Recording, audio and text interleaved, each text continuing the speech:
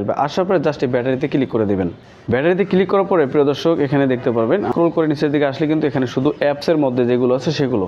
এখন আপনাদের যে কাজটা করতে হবে, উপরের দিকে একটা অপশন দেখতে পারবেন 3 লাইন মেনু, জাস্ট এখান থেকে এই 3 লাইন মেনুতে ক্লিক করে দেবেন।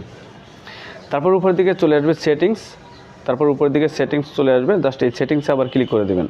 সেটিংসে ক্লিক করার পরে স্ক্রল করে নিচের দিকে আসবেন। নিচের দিকে আসার পর প্রিয় দর্শক এই যে এখানে একটা অপশন দেখতে পারবেন অপটিমাইজ সেটিংস, এখান থেকে এই অপশনটি আমার কিন্তু অফ করা আছে। আপনারা জাস্ট এখান থেকে এইটাকে অফ করা আছে, জাস্ট অন করে দেবেন। এই অপশনটি আপনারা যদি অন করে দেন তাহলে অটোমেটিকলি যখন আপনারা ফোনটি চার্জে দিবেন 100% হয়ে গেলে মোবাইলটি চার্জের লাইন থেকে ডিসকানেক্ট হয়ে যাবে, ব্যাটারিটা স্বাভাবিক অবস্থায় থেকে যাবে। তো এভাবে করে আপনারা এই সেটিংসটিকে অন করে দেবেন, এটা কিন্তু আপনাদের ফোনটি কিন্তু অনেক অনেক ভালো থাকবে। আশা করি এই ভিডিওটি আপনাদের কাছে অনেক অনেক উপকারে আসবে। যদি ভিডিওটি দেখে একটু উপকৃত হন তাহলে অবশ্যই ভিডিওটিতে লাইক দেবেন, আর চ্যানেলে নতুন হয়ে থাকলে সাবস্ক্রাইব করে সাথেই থাকবেন। তো দেখা হচ্ছে নতুন কোনো ভিডিওতে, সেই পর্যন্ত ভালো থাকবেন, সুস্থ থাকবেন। আল্লাহ হাফেজ, আসসালামু আলাইকুম।